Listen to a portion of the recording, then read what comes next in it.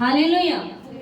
అపోస్తల కార్యాలు 1వ వచనం ప్రకారం, అయినను పరిశుద్ధాత్మ మీ మీదకి వచ్చినప్పుడు మీరు శక్తి నొందెదరు, కనుక మీరు యెరూషలేములోను యూదయ సమరయ దేశముల అంతటను భూదిగంతముల వరకు నాకు సాక్షులయ్యుందురని వారితో చెప్పాను. హల్లెలూయా. దేవుడు చెప్పిన మాట ఏంటంటే, పరిశుద్ధాత్మను మీరు పొందుకున్న తర్వాత మీరు ఎలా ఉంటారంటే నాకు సాక్షులై ఉంటారు అన్నారు. సాక్ష్యము అనేది చాలా చిన్న విషయంగా తీసుకుంటారు, కానీ దేవుడు అంటున్నాడు భూదిగంతముల వరకు నాకు మీరు సాక్షులై ఉండాలి. హల్లెలూయా. నన్ను కూర్చిన సాక్ష్యం మీరు చూడండి. యోహాను సువార్తలో మాట ఉంటుంది. యోహాను 15:26.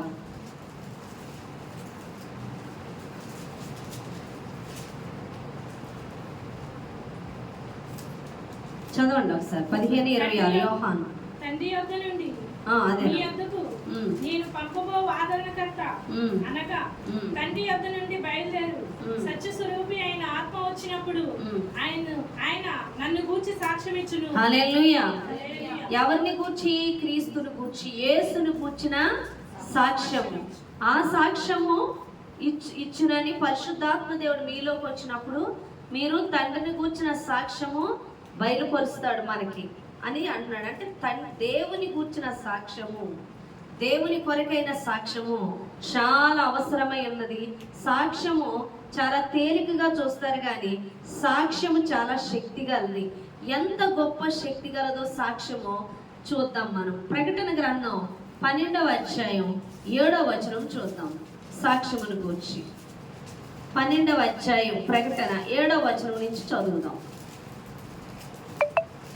అంతటా పరలోకమందు యుద్ధము జరిగిను. మిఖాయిలును అతని దూతలను ఆ ఘట సర్పముతో యుద్ధము చేయాలని ఉండగా ఆ ఘట సర్పము దాని దూతలను యుద్ధము చేస్తారు గాని గెలవలేకపోయేది. కనుక పరలోకమందు వారికి ఇక స్థలము లేకపోయేను. కాగా సర్వలోకమును మోసపుచ్చుచు అపవాది అనియు సాతాననియు మారిపేరు కదా. అది సర్పమైన ఆ మహాఘట సర్పము పడదోయబడిను. అది భూమి మీద పడదోయబడిను. దాని దూతలు దానితో కూడా పడద్రోయబడిరి. మరియు గొప్ప స్వరము పరలోకమందు ఇలాగు చెప్పుట వింటిని, రాత్రి మగలు మన దేవుని ఎదుట మన సహోదరుల మీద నేరం మోపువాడైన అపవాది పడదోయబడి ఉన్నాడు గనుక ఇప్పుడు రక్షణయు శక్తియు రాజ్యమును మన దేవుని ఆయను, ఇప్పుడు అధికారము ఆయన క్రీస్తు దాయను. వారి గొర్రెపిల్ల రక్తమును బట్టి తామిచ్చిన సాక్ష్యమును బట్టి వారిని జయించి ఉన్నారు గాని మరణము వరకు తమ ప్రాణమును ప్రేమించిన వారు కారు. హల్లెలూయా. అంతటా పరలోకమందు యుద్ధం జరిగింది. మిఖాయేలును అతని దూతలను ఆ ఘట సర్పముతో యుద్ధము చేయవలని ఉండగా ఆ ఘట సర్పము దాని దూతలను యుద్ధము చేసిన కానీ గెలవలేకపోయేది. కనుక పరలోకమందు వారికి ఇక స్థలము లేకపోయింది. కాగా సర్వలోకమును మోసపుచ్చు అపవాది అనియు సాతాననియు పేరు గల ఆది సర్పమైన ఆ మహాఘట సర్పం పడద్రోయబడును. అది భూమి మీద పడద్రోయబడును. దాని దూతలు దానితో కూడా పడద్రోయబడింది. మరి ఒక గొప్ప స్వరం పరలోకమంది ఇలాగ చెప్పుడు వింటిని, రాత్రింబగళ్ళు మన దేవుని ఎదుట మన సహోదరుల మీద నేరం మోపువాడైన అపవాది పడద్రోయబడి ఉన్నాడు. కనుక ఇప్పుడు రక్షణయు శక్తియు రాజ్యమును మన దేవుని వాయును, ఇప్పుడు అధికారము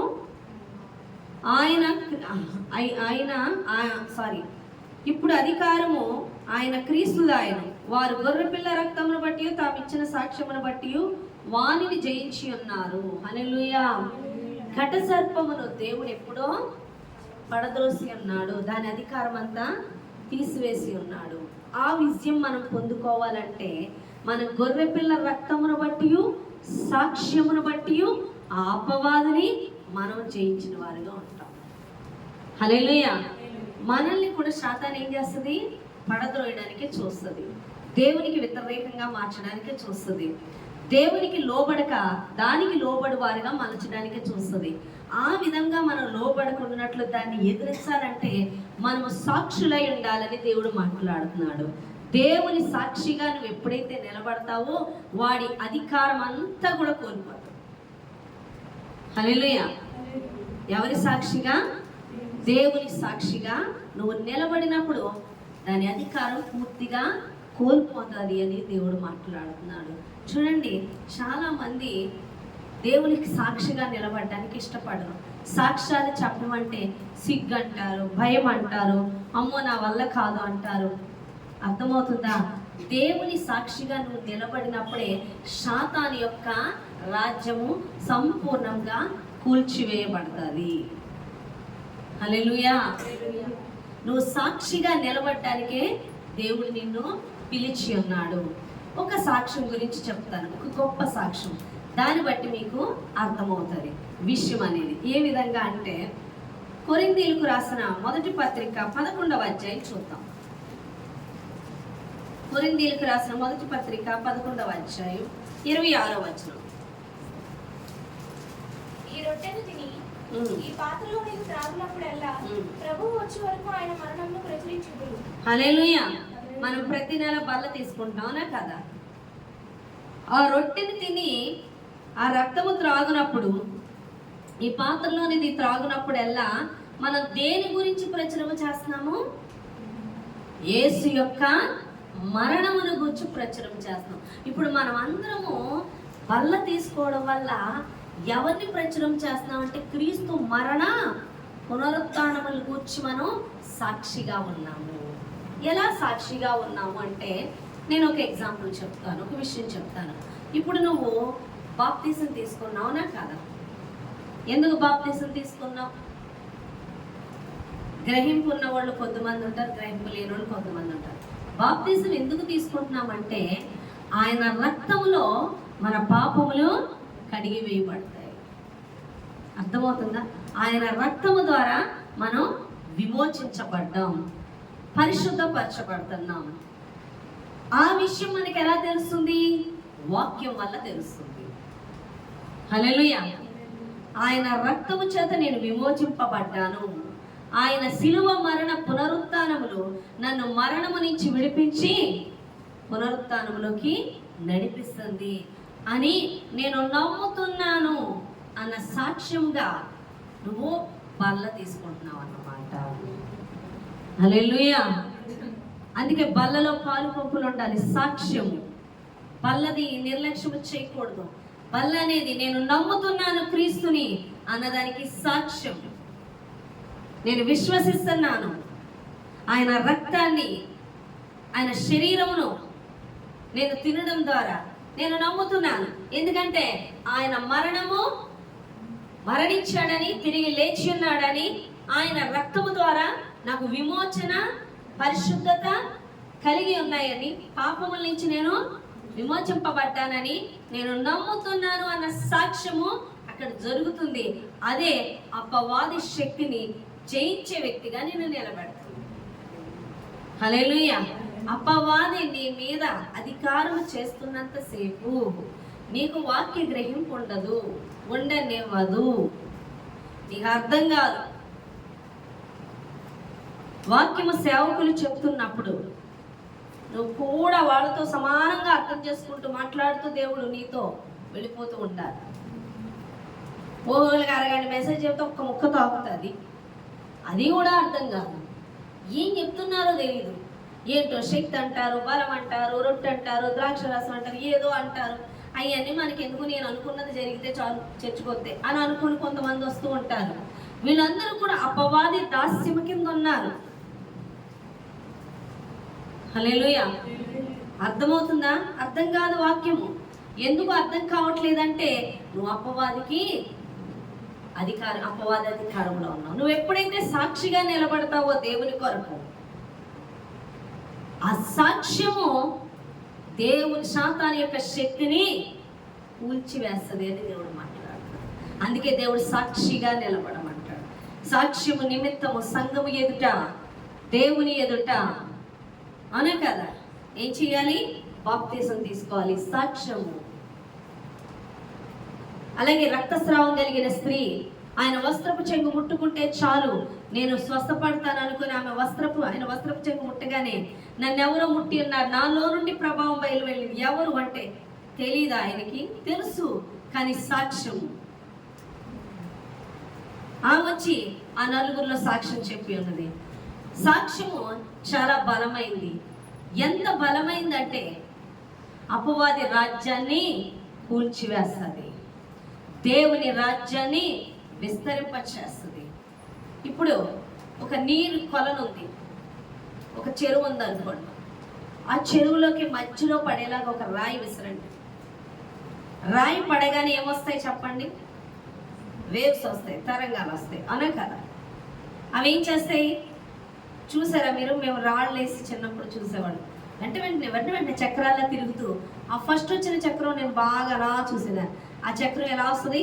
చివరి ఒడ్డు వరకు వస్తుంది. మళ్ళీ ఇంకోటి వస్తుంది, కూడా వచ్చేస్తుంటాయి. అవి ఎలా చిన్నగా మొదలై ఎలా పెద్ద అయిపోయి ఒడ్డు దాకా వస్తాయి. అలాగే నీలో క్రీస్తుని నువ్వు కలిగి ఉన్నప్పుడు ఆ క్రీస్తు కొరకైన సాక్ష్యం భూ దిగంతముల వరకు వ్యాపించాలి. అందుకే దేవుడు అంటున్నాడు, నన్ను గూర్చిన సాక్ష్యం మీకు పరిశుద్ధాత్మ దేవుడు బయలుపరిస్తే ఆ సాక్ష్యమును మీరు అంగీకరించిన వారు మీ సాక్ష్యముగా మీరు భూదిగంతముల వరకు నిలబడాలి అని దేవుడు మాట్లాడు.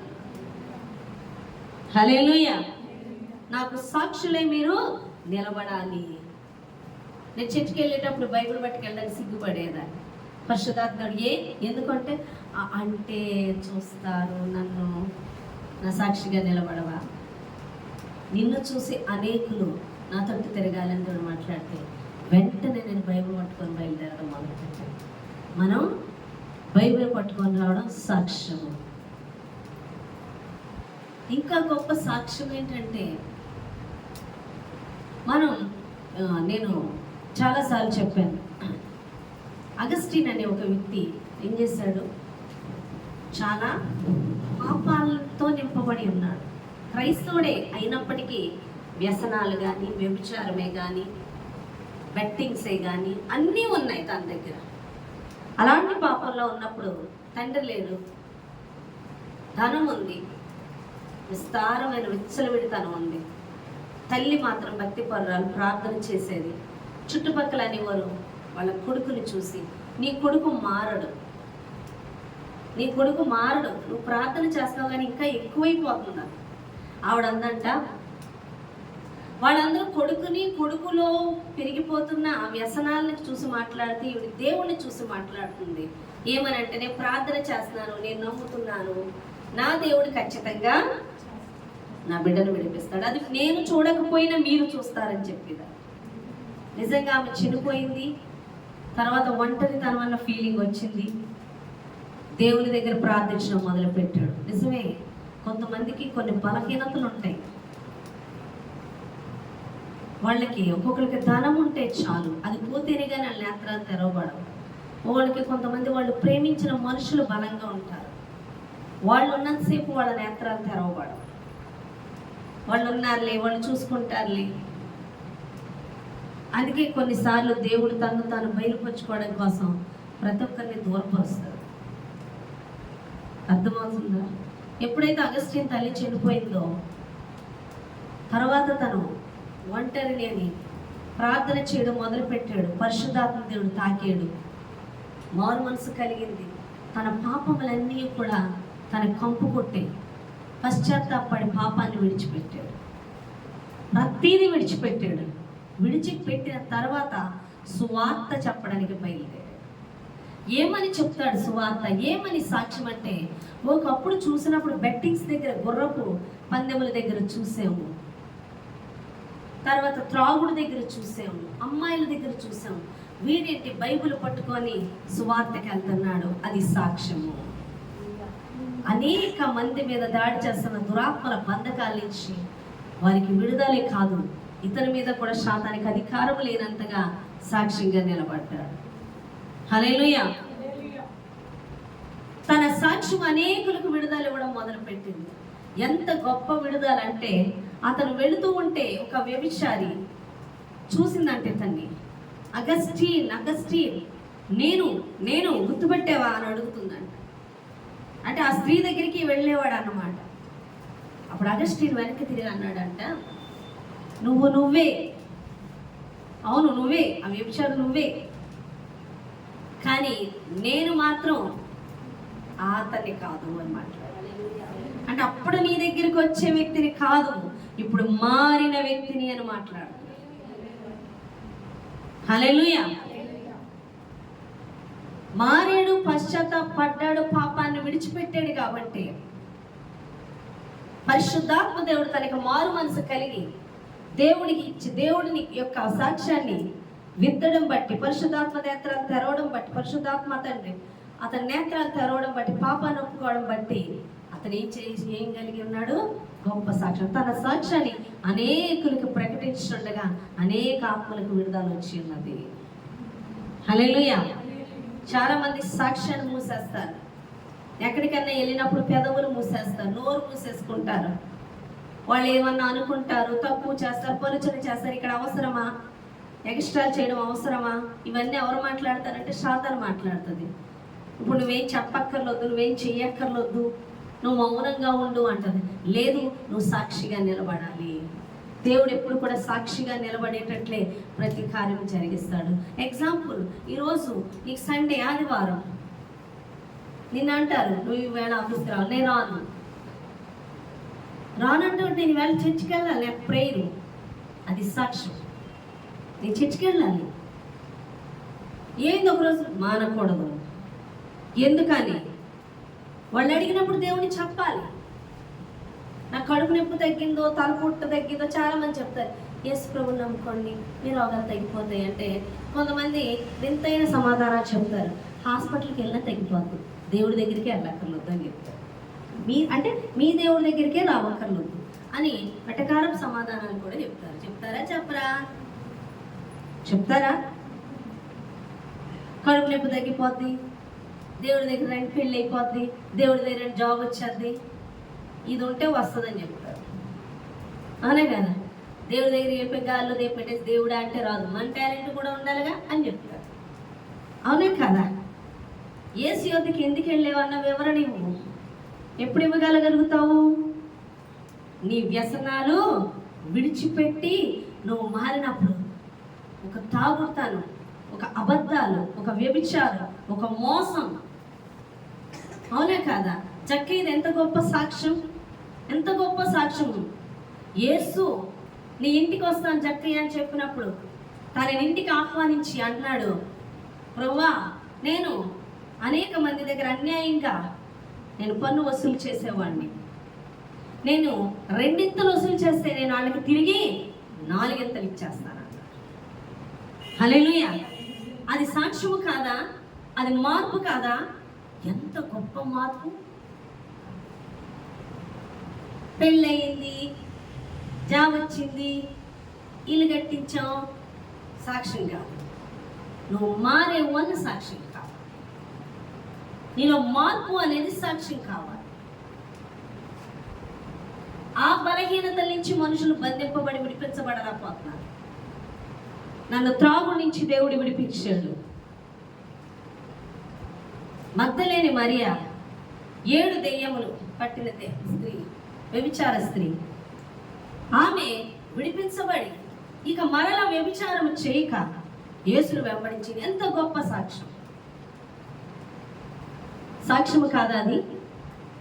వ్యభిచార స్త్రీలు ఆశ్చర్యపోవచ్చు, మిగతా వాళ్ళు కూడా ఆశ్చర్యపోవచ్చు. ఆమె మారిందా? ఎంత గొప్ప మార్పు. అది సాక్ష్యం. భూదిగంతముల వరకు సాక్ష్యం. నీ బలహీనతలు విడిచిపెట్టాలి.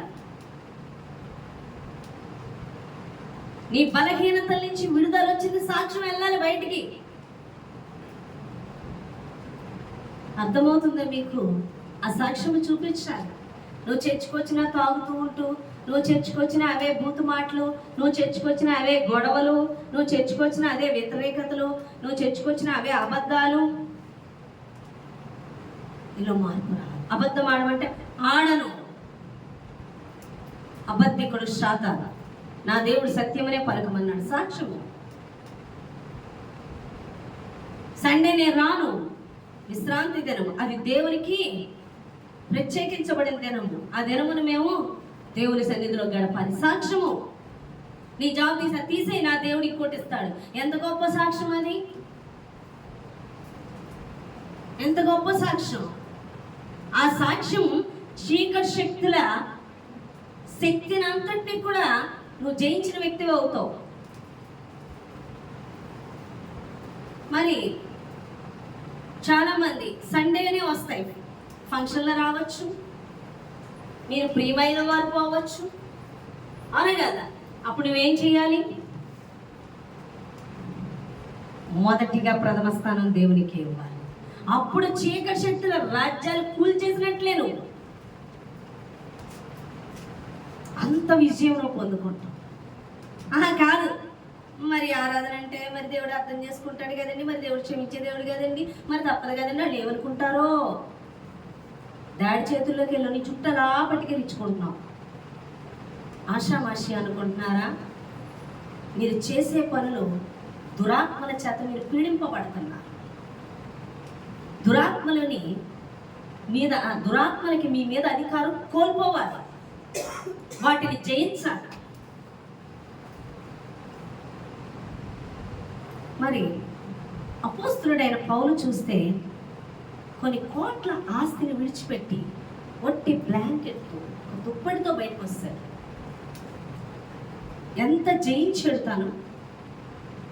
ధనమంతా విడిచిపెట్టి దేవుని కోసం విడిచి వచ్చి గొప్ప సాక్షిగా నిలబడతాడు. అవునా కదా? దానివల్ల ఏమొచ్చింది? ఆ యొక్క పౌలు వెళ్తుంటే అతను వస్త్రం ముట్టుకున్నా, వాళ్ళ నీడ పడిన రోగులు లేచి కూర్చునేవారు. ఎలా వచ్చింది? నువ్వు ఊహించుకోవచ్చు. ఓ ప్రభావం ఏదో జరిగింది, ఏదో ప్రార్థన చేశాడు, ఏదో ఉపవాసం ఉన్నాడు, ఆయన మహానుభావుడు, ఆయన గొప్పవాడు, ఆయన పరిశుద్ధుడు అని ఎక్కువ ప్రార్థన చేసి ఉండొచ్చు. జ్ఞానం కూడా ఇన్ని ఆలోచనలు అక్కర్లేదు. దేవునికి లోబడ్డాడు, దేవుని సాక్షిగా నిలబడ్డాడు, శాతాను శక్తుల మీద విజయం పొందుకుని ఉన్నారు. అందుకే దురాత్మల చేత బంధింపబడి రోగాలతో ఉన్నవాళ్ళు ఆయన నీడ పడగానే దురాత్మలు పారిపోయి స్వస్థత వచ్చింది. హల్లెలూయా. నువ్వు దేవుని కోసం నిలబడ్డ ఒక సాక్ష్యం.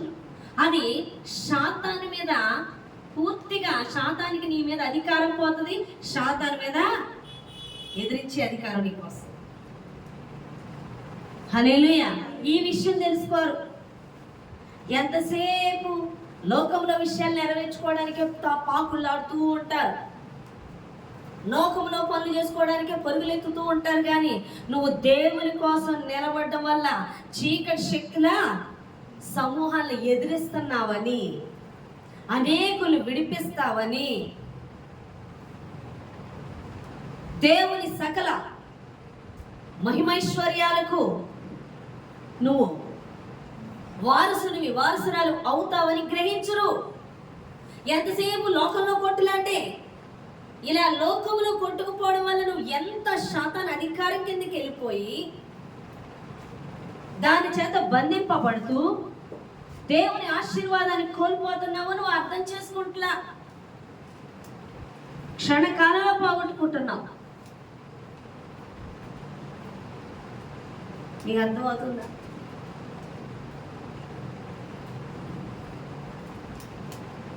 నేను ఒక ఉదాహరణ చెప్తాను. ఒక అమ్మాయికి అర్జెంటుగా 6,000 కావాల్సి వచ్చింది. తన భర్త అన్నాడు, నా దగ్గర 3,000 ఉన్నాయి, మిగతా 3,000 నువ్వు చూసుకోను. దేవుడు తనతో మాట్లాడింది ఏంటంటే, నీ భర్తే తెస్తాడు, వెయిట్ చేయి. ఈ అమ్మాయి దగ్గర ఉన్నాయి 3,000. ఈ 3,000 వేరే దానికి ఉపయోగించాలి, కానీ అది అర్జెంటు. కానీ ఇక్కడ ఇది అర్జెంటే. ఈ 6,000తో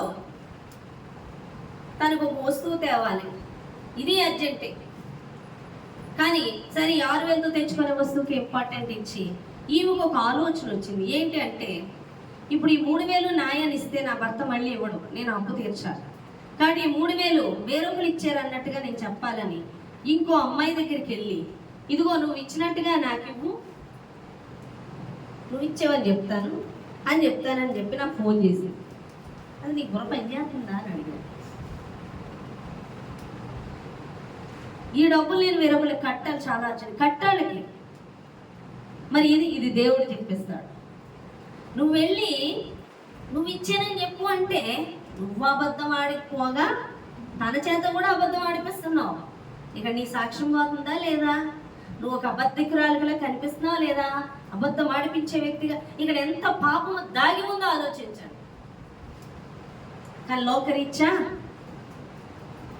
భర్తగా ఇవ్వడం అందుకని పాపం, అవునే కదా?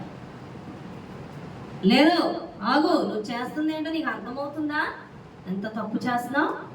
నువ్వు అబద్ధం ఆడేది కాక ఇంకొకరి చేత ఆడిస్తావా? ఇంకొకరి చేత కూడా పాపం చేపిస్తావా? ఇస్తే ఇస్తాడు, లేకపోతే మానేస్తాడు. ప్రార్థన చెయ్యి అని చెప్తే నువ్వు చూసుకున్న వ్యక్తికి అరగంటలో తెచ్చాడట. లేకపోతే ఎంత పాపం చేసింది. ఇదంతా ఎందుకు చేపిస్తుంది ఆ పని? అధికారం తీసుకోవడానికి.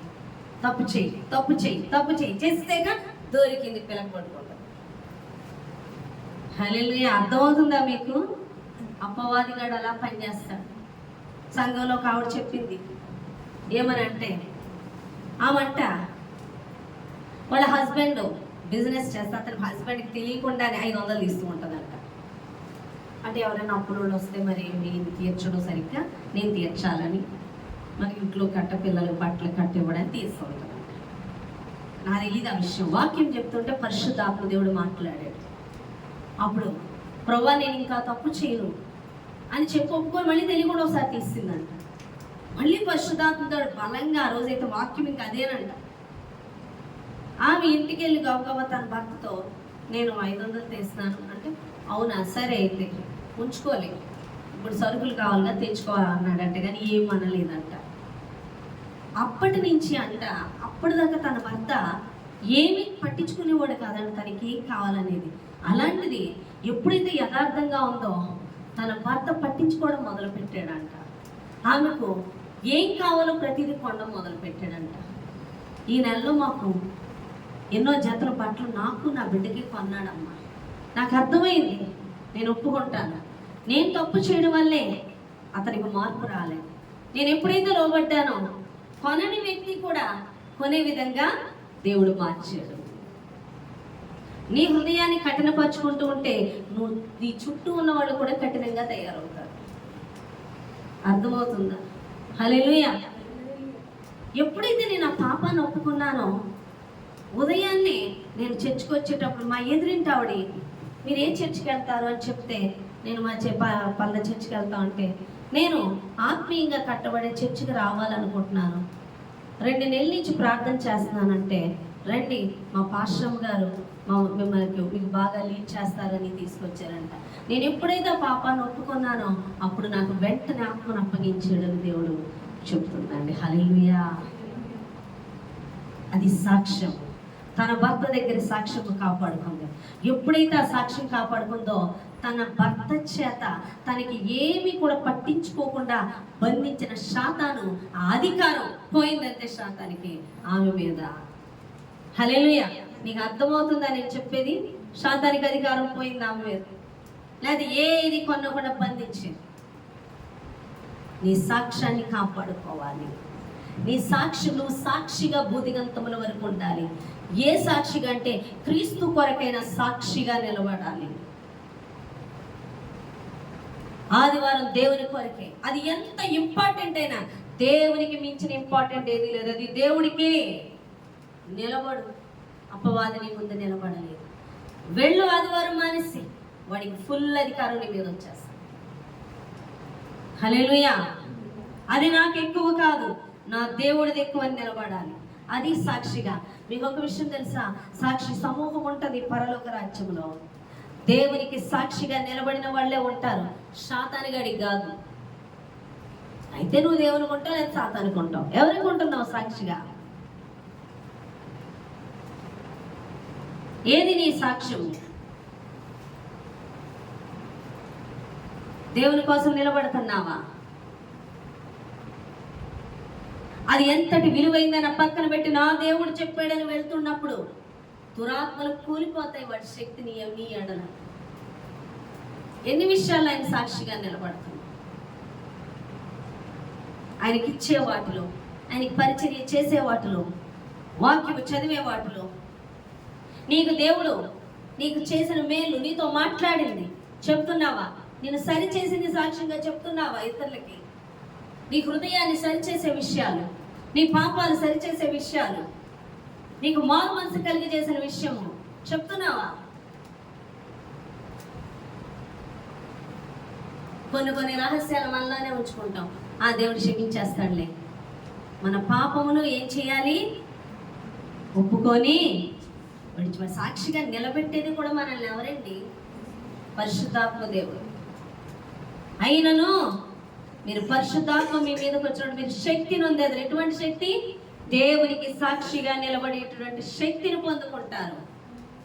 ప్రతి పాపమును గూర్చి, నీతిని గూర్చి దేవుడు ఒప్పిస్తాడంట. హల్లెలూయా.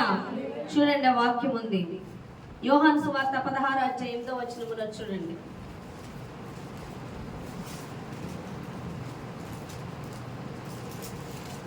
ఆయన వచ్చి పాపమును గూర్చియు, నీతిని గూర్చియు, తీర్పును గూర్చియు లోకమును ఒప్పుకొని చెయ్యును. హల్లెలూయా. పరిశుద్ధాత్మ దేవుడు వచ్చినాడు. పాపమును గూర్చియు, నీతిని గూర్చియు, లోకమును గూర్చియు, నీతిని గూర్చియు, తీర్పును గూర్చియు లోకమును ఒప్పుకొని. లోకం అంటే మనమే. హల్లెలూయా. మన పాపముల నిమిత్తమే క్రీస్తు వచ్చి ఉన్నాడని, ఆయన రక్తం మనల్ని నీతిమంతులుగా మారుస్తున్నదని, ఆయన రక్తము చేత కడగబడిన వారు, ఆయన రక్తములో పాపములు ఒప్పుకొని పశ్చాత్తాపడక ఒప్పుకోనక విడిచిపెట్టని వారు తీర్పులోకి వెళ్తారన్న విషయాన్ని పరిశుద్ధాత్మ దేవుడు ఒప్పింపజేస్తాడు. ఒప్పుకుంటామా లేదా మనం? ప్రభువా, నా పాపాలు క్షమించేవయ్యా, నన్ను విడిపించావయ్యా, నన్ను పరిశుద్ధిగా మార్చేవయ్యా, నీతిమంతురాలుగా మార్చేవయ్యా, నేను ఒప్పుకోకపోతే, నీ చేత కడుక్కోపోతే నేను నరకానికి పోదునయ్యా, నన్ను కాపాడేవయ్యా అని ఒప్పుకుంటున్నావా లేదా?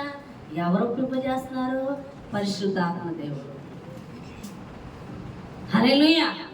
ఒప్పింప చేసి నువ్వు ఎంత పాపివో, ఆ పాపము నుండి నేను ఎంత విడిపించాడో నువ్వు సాక్ష్యము చెప్పాలి. గిన్నిచ్చాడు మొంతిచ్చాడు కాదు చెప్పడం. ఏం చెప్పాలి? యేసు ప్రభు దగ్గరికి ఎందుకు వెళ్ళావమ్మా? ఏ కష్టం వచ్చింది? నన్ను పాపము నుంచి విడిపించాడు, నా కొరకు ప్రాణం పెట్టాడు, నా కొరకు రక్తముని కార్చాడు, నన్ను విమోచించాడు, నన్ను క్షమించాడు. నీ పాపములు క్షమించేది ఎవరు? ఎవరైనా క్షమిస్తారా? మన పాపములు క్షమించింది ఎవరు? యేసయ్య. మన నీతిమంతులుగా మార్చాడు, మన నిమిత్తం ఆయన పాపి అయ్యాడు. ఆయన నీతిని వస్త్రముగా మనకి ధరింపజేసి ఉన్నాడు. పరిశుద్ధతనిచ్చాడు, మనల్ని ప్రతిష్ఠించుకున్నాడు ఆయన బిడ్డలుగా. అవునా కాదా? దీనికి సాక్షిగా నువ్వు కనపడుతున్నావా? నువ్వు వెళ్తున్నప్పుడు దేవుడు వద్దన్న పనులు చేసుకుంటూ వెళ్ళొద్దన్న చోటికి వెళ్ళిపోతూ ఉండకూడదు. దేవుడు వద్దన్నప్పుడు మీరు వెళ్ళారు అనుకోండి, ఆయా ప్లేసుల్లో మీరు అవమానపరచబడతారు. తెలుసా? మరి అది చేస్తున్నారు, అవునా నమ్ముకుంటున్నారా అని చీప్గా చూస్తారు. అమ్మో ఇక్కడ చీప్గా చూస్తున్నారని సిగ్గుపడుతూ ప్రవర్తిస్తారు. అదే దేవుడు వెళ్ళమని, ఆయన మహిమ నిమిత్తం మిమ్మల్ని వెళ్ళమన్నాడు అనుకో, మిమ్మల్ని అక్కడ ఎలా చూస్తారో తెలుసా? దేవుడు నమ్ముకుంటున్నారా? మంచిదా, మంచిది, కూర్చోండి, ప్రత్యేకం అమ్మ, మీకు అన్ని ప్రత్యేకమే ఇస్తాం ఏమ్మా, మేము నమ్ముకుంటాం అమ్మ, మా కోసం ప్రార్థన చేయండి, దేవుడు ఒక గొప్ప దేవుడు అమ్మ అంటారు. ఎందుకని? అక్కడ దేవుడు వెళ్ళమన్నాడు, ఆయన ఏదో కార్యం చేస్తున్నాడు. అది దేవుడు వెళ్ళమన్నాడు కాబట్టి నువ్వు వెళ్తున్నావు. అక్కడ వేరుగా ఉంటుంది. కాదు, వెళ్ళకపోతే బాధపడతారు, నేను వెళ్ళాలి, నేను వెళ్ళకపోతే అక్కడ అన్ని పనులు ఆగిపోతాయి అన్నట్టు ఫీలింగ్ ఇచ్చేసి, ఇక్కడ ఆరాధన వదిలేసి, ఇక్కడ సన్నిధి వదిలేసి నువ్వు పోతే నిన్ను కూడా లెక్క చేయడు. సరి కదా? మరికొన్ని దెయ్యాలకు అధికారం నువ్వు ఇచ్చుకున్న వ్యక్తి అవుతావు. హల్లెలూయా. మీకు కనబడకుండా చీకటి వెలుగు ఎలా ఉందో, చీకటి శక్తుల ప్రభావం కూడా అదే విధంగా పనిచేస్తుంది. లోబడాలండి అంటే, లోబడుతున్నానుగా, వాక్యం చదువుతున్నానుగా, అప్పుడప్పుడు కుదిరినట్టు చర్చకొస్తున్నానుగా, ఇంకెంత లోబడాలి అంట. ఎక్కడ లోబడుతున్నావు? నిజంగా వాక్యం చదివితే సాక్షిగా ఉంటున్నావా? నీ సాక్షి ఇంట్లో ఉంటుందా? అందరూ టీవీలు చూస్తుంటే నువ్వు మానేసి నువ్వు వాక్యం చదువుతున్నావా? అందరూ నాటికలు సినిమాలు చూస్తుంటే నువ్వు వాటికి దూరంగా ఉంటున్నావా? అందరూ లోపం ఒక చోటికి వెళ్తుంటే నువ్వు దేవుని సన్నిధికి వస్తున్నావా?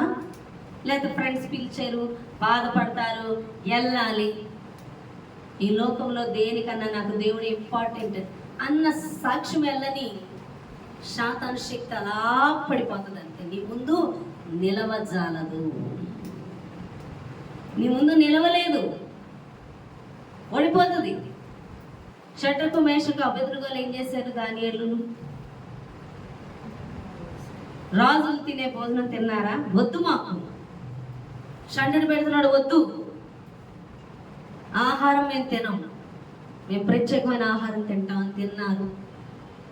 అందరూ కూడా అమ్మో రాజుగారు ఆజ్ఞకి లోబడాలి, షండుడే మమ్మల్ని చంపేస్తాడంటే నువ్వేం భయపడొద్దు అని వీళ్ళు దేవునికి లోబడ్డం వల్ల శాతాను రాజ్యం అక్కడ సగం పడిపోయింది తెలుసా? బబులోను రాజ్యంలో ఎందుకు పడిపోయిందంటే బబులోను ప్రాంతం అంతా సాక్షిగా షడ్రకు మేషకు అబెద్నెగోలు అగ్నిగుండంలో పడవేసినప్పుడు వాళ్ళ తల వెంట్రుక ఎన్నో కాలకుండా వారి రాజ్యంలో వాళ్ళందరూ కూడా మారు మనసు పొందుకోవడానికి దేవుడు డోర్స్ ఓపెన్ అయ్యింది. ఎందుకు అంత శక్తి దేవునికి? దేవుని పరంగా, వీళ్ళ పరంగా దేవుడు పనిచేసాడంటే వీరు సాక్షిగా నిలబడ్డారు. ఆహారమును తినక ఆ సమూహములో అనేక యవ్వనస్తుల మధ్య రాజభోజనము తినకుండా వీరు ప్రత్యేకమైన భోజనం తిని రాజుగారి చేత ఎన్నిక చేయబడ్డారు. వారందరిలో దేవునికి లోబడ్డ వల్ల, దేవునికి సాక్షిగా నిలబడ్డ వల్ల వారు అక్కడ విజయాన్ని పొందుకున్నారు. నువ్వు చేసే ప్రతి పని సాక్షిగా దేవుని కోసం నీకు ముందు గొప్ప విడుదల, గొప్ప కార్యాలు చూస్తావు. నువ్వు సాక్షిగా నిలబడకుండా దేవునికి నువ్వు కలిసిపోయి దేవుని అవమానపరిచి శాతానికి, అధికారానికి, వాడి మహిమకు నువ్వు నిలబడుతుంటే అంతే శ్రమ నీ జీవితంలో అనుమతించబడుతుందని దేవుడు మాట్లాడుతున్నాడు. అందుకే నీ ముందు శాతాను గంతులేస్తుంది, ఆడుకుంటుంది. నువ్వు నువ్వు బంధించిన, నువ్వు ప్రార్థన చేసిన ఏ ఒక్క మనిషికి విడుదల కనపట్టలేదు, ఏ ఒక్క మనిషి ఆత్మ రక్షింపబట్టలేదు. నువ్వే ప్రార్థనలో ఉండట్లేదు, వాక్యములో ఉండట్లేదు, భయం, పిరికితనం, వ్యతిరేకత, వీటన్నిటికీ కారణం నీ సాక్షి. నువ్వు దేవునికి వచ్చిన సాక్ష్యాన్ని నువ్వు కాపాడలేదు, నువ్వు నిలబట్టలేదు సాక్షిగా. దేవుడు మాట్లాడుతున్నాడు. నువ్వు సాక్షిగా నిలబడితే నీ ముందు ఏది నిలబడచాలి. ఎంతమంది నిలబడుతున్నావా? దేవుని కోసం విడిచిపెడుతున్నావా? దేవుడు సాక్షిగా నిలబడుతున్నావా? నన్ను పరిచయకు వచ్చినప్పుడు ఎన్నో కమిట్ అవ్వమన్నాడు దేవుడు. నా సాక్షిగా నువ్వు ఉండాలని దేవుడు మాట్లాడాడు. మొన్న ఆయన చెప్పినప్పుడు లోబడాలి. లోబడితేనే వాక్యం చెప్తున్నప్పుడు విన్న దురాత్మలో శక్తి కోల్పోవడం జరుగుతుంది. హల్లెలూయా. లేదా ఏమన్నా మామూలు అనుకుంటున్నారా? వాడి శక్తి ఎక్కడ కోల్పోతుందంటే దేవునికి సాక్షిగా, దేవునికి లోబడినప్పుడే అది ఎంత గొప్ప శక్తి అయినా పడిపోతుంది. ఎందుకంటే మన దేవుడు సర్వశక్తిమంతుడు. వాడు శక్తిమంతుడే, కానీ మన దేవుడు సర్వశక్తిమంతుడు. నువ్వు ఆయనకి సాక్షిగా, ఆయనకి లోబడితే నీకు ఏదైనా ప్రార్థన కానీ వాక్యం కానీ దేవునికి వ్యతిరేకంగా చేయమన్నప్పుడు లేదు, నేను దేవుని కోసం నిలబడతానని చెప్పాలి. హల్లెలూయా. నేను దేవుడినే మహిమపరుస్తాను, నేను దేవుని కోసం నా ప్రార్థన మొదటిగా. మనకి వాళ్ళే చెప్పాలి సాక్ష్యం. మా ఇంట్లో మా అన్నీ చెప్తాను, నీకు ప్రార్థన ఉందేమో కదా, నువ్వు వాక్యం ఇప్పుడు సిద్ధపడాలేమో కదా, ఇవాళ మీకు ప్రేరణ చూసుకో. అలా ఉండాలి. అంటే అంత సాక్షిగా నిలబడాలి. నిన్ను ఆపి రమ్మంటున్నారంటే నువ్వు ఎంతగా అపవాదికి నువ్వు లోబడిపోతున్నావో ఆలోచించు. నిన్ను ఆపగలుగుతున్నారంటే, నేను మందిరానికి ఆపగలుగుతున్నారా, నేను ప్రార్థనకు ఆపగలుగుతున్నారా, నేను వాక్యానికి ఆపగలుగుతున్నారా అంటే అపవాదికి నీ మీద అధికారం ఉంది. ఎందుకంటే నువ్వు సాక్షిగా లేవు. నువ్వు ఆపగలుగుతున్నది శాతాన్ని నిన్నంటే దేవుని సన్నిధికి రాకుండా, దానికి అంత అధికారం ఉంది నీ మీద. అయితే నిన్ను ఆపలేదంతే. హల్లెలూయా. ఎంతమందికి అర్థమైంది? వాడు దిగంతముల వరకు నాకు సాక్షులై ఉండాలి. ఆయనకి సాక్షిగా ఉన్నప్పుడే అపవాది శక్తి పూర్తిగా పడిపోద్ది. అప్పుడే అద్భుతాలు, ఆశ్చర్యాలు, విడుదల చూస్తాం. మమ్మల్ని దేవుడు దీవిస్తున్నాడండి. ఎలాగా? అప్పుడు మీద ఇప్పుడు అప్పులు తీరేయండి. ఇది కాదు నీ సాక్ష్యం. నీ మారిన జీవితం కనబడాలి. పాత రోత జీవితం విడిచిన విధానం కనబడాలి. నీ చూపు, నీ ప్రవర్తన, నీ ఆలోచన, నీ తలంపులు, నీ మాటలు, నీ క్రియలు సమస్తం మారిపోవాలి. నువ్వు మారాలి. చాలా మంది వాక్యం చర్చలో వింటున్నప్పుడు వాళ్ళు వినరు, ఇంకొకళ్ళ కోసం మాట్లాడతారు. అర్థమవుతుందా? ఒక జంట ఉంటుంది కాలనీలో, చక్కగా వింటాడు వాక్యం.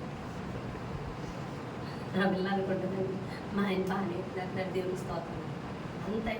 నేను కూడా ఏంటంటే భలేంటున్నాడు, నవ్వుతూ అర్థమవుతుంది అంతా నీ కోసం వచ్చింది అంటాడు. అంతా నీ కోసం వచ్చింది అంటాడు. అంటే ఏమని అంటున్నాడు? ఇదంతా మామిడికే మామిడికే మామిడికే అని వింటున్నాడులో ఉంది. వింటాము నిజంగా. అలా ఒకసారి ఒక అమ్మాయి ప్రేయర్కి రమ్మంటే రాలా, మీటింగ్స్కి తీసుకెళ్తానంట. నేను వెళ్ళాను, నేను కూర్చున్నాను, ఆరాధన నడిపిస్తున్నాను. ఎలా అయినా వచ్చి అని చెప్పాను. అమ్మాయి వచ్చిందా లేదా చూస్తున్నా. అంటే ప్రతి ఒక్కరిని ఆత్మలో పలకర్షాలి. అయితే వాక్యం వస్తున్నప్పుడు ఆ అమ్మాయికి ఏం చెప్పాలనుకున్నానో నేను అదే వాక్యం వచ్చింది. నేను ఏడ్చేస్తున్నాను, అమ్మాయి రాలేదని. ప్రభా అమ్మాయి వచ్చి ఉంటే ఎంత బాగుంటుంది, రాలేదు ప్రభా అంటే. యేసు ప్రభువారు అన్నారు, నిజంగా ఆ వాక్యం వింటే మారుతుంది అనుకుంటే నేను తీసుకురానా? ఆ వాక్యం విని మారే తనకి అవసరం అనుకుంటే నేను తీసుకురానా అని దేవుడు మాట్లాడాడు. అవును కదా అని నేను మౌనం అయిపోయాను. నిజమే, ఎవరికి ఏ వాక్యం అవసరాన్ని తీసుకొస్తారు. చాలా మంది అనుకుంటారు ఈ వాక్యం వాళ్ళకి అవసరం, వీళ్ళకి అవసరం, ఇది వాళ్ళకి వెళ్ళి చెప్పాలి, వీళ్ళకి వెళ్ళి చెప్పాలి. అవునే కదా? నువ్వు భోజనానికి వచ్చావు, నీ ఆకు నిండా బిర్యానీ పెట్టారు. ఈ బిర్యానీ మా ఫ్రెండ్కి పెడితే బాగుంటుంది అని ఆలోచిస్తావా? ఆ ప్లేట్ పట్టుకుని అటు ఇటు తిరుగుతుంటే ఎప్పుడు పెడతాడు, ఎప్పుడు తినేద్దామని చూస్తుంది. అర్థమవుతుందా లేదు? పక్కన పెడుతున్న త్వరగా పెట్టరా బాబు అనుకుంటాం. పెట్టడం తరువాయి కనీసం నీ పెళ్ళం కానీ, నీ పిల్లలు కానీ, నీ భర్త కానీ, నీ తల్లి కానీ, నీ తండ్రి కానీ, నీ ఫ్రెండ్ కానీ ఎవడో గుర్తుకురాడు, ముందు తినడమే చూసుకుంటావు. నీ కడుపు నిండి ఏమన్నా పార్సిల్స్ ఏర్పాటు ఉంటే, ఏమన్నా మిగిలింది ఇస్తే అప్పుడు గుర్తొస్తారు నీకు. అంతవరకు గుర్తొస్తారా? దీనికి ఇది దానికి మించిన బిర్యానీ ఇది. మరి ఇది తినేటప్పుడు ఎందుకు పార్సిల్ చేస్తుంటావు? మూటగట్టి ఎవరికి ఇద్దామా అని తినవే. మనం తినడానికి. నీ ముందు పెట్టేది ఎవరికి? నువ్వు తినమని, ఎవరికో పెట్టమని కాదు. ఇది మాత్రం పెట్టేస్తామంట, అది మాత్రం తినేస్తామంట. దాన్ని శరీరానుసారమైన మనస్సు అంటారు. హల్లెలూయా. ఆడికిద్దాం ఏడికిద్దాం కాదు, నువ్వు మారు. నీ సాక్ష్యం కనబడాలి. ఏది నీ సాక్ష్యం? ఏది నీ మార్పు? ఉందా వాక్యంలో గడపడం? ఉందా ప్రార్థనలో గడపడం? ఉందా మాట తీరు మార్పు? చూపులో మార్పు, ప్రవృత్తుల్లో మార్పు, క్రియలో మార్పు, తలంపుల్లో మార్పు, ఆయన కోసం నిలబడే విధానంలో, నీ సన్నిధికి వచ్చే విధానంలో, ప్రార్థనలో గడిపే విధానంలో అధికమవుతున్నాయి ఆ ప్రార్థనలు. దేవుని కోసం నిలబడుతున్నావా? లోక విషయాల కోసం పరుగులు ఎత్తుతున్నావా? నీ కుటుంబ సభ్యుల మధ్య సాక్ష్యం, నీ బంధువుల మధ్య సాక్ష్యం ఎక్కడుంది నీ సాక్ష్యము? నీ సాక్ష్యము నిలబడుతున్నప్పుడు శాతాను శక్తిని అలా వాడగొట్టేస్తున్నట్టే. దేవునికి ఎంత ప్రయారిటీ ఇస్తుంటావో అంత అధికారం శాతాన్ మీద నువ్వు కలిగి ఉంటావని దేవుడు మాట్లాడుతున్నాడు. హల్లెలూయా. ఎన్నిసార్లు అపవాది అధికారానికి లొంగిపోయి ఎంతగా ఆయన సాక్ష్యాన్ని పోగొట్టుకొని అపవాదికి నీ చేతిలో నిన్ను చుట్టించుకున్నావో ఆలోచించుకో. అందుకే నువ్వు ప్రార్థిస్తుంటే చీకటి శక్తుల చేత బంధింపబడిన వారికి విడుదల రావటం లేదు, మందిరానికి రావట్లేదు, నీతో సన్నిధికి రావట్లేదు, నీ సాక్ష్యాన్ని ఇతరుల్ని కదిలించట్లేదు. నేను చూచిన వారందరూ కూడా మారు మనసు పొందుకున్న రీతిగా నీ సాక్ష్యం ఉండాలని దేవుడికి నాన్న మాట్లాడుతున్నాను. ఈ చిన్న మాటలు దేవుడు దీవించి ఆశీర్వదించును గాక. ఆమేన్. ప్రార్థన చేద్దామండి. వాక్య నిమిత్తమైన ప్రార్థన.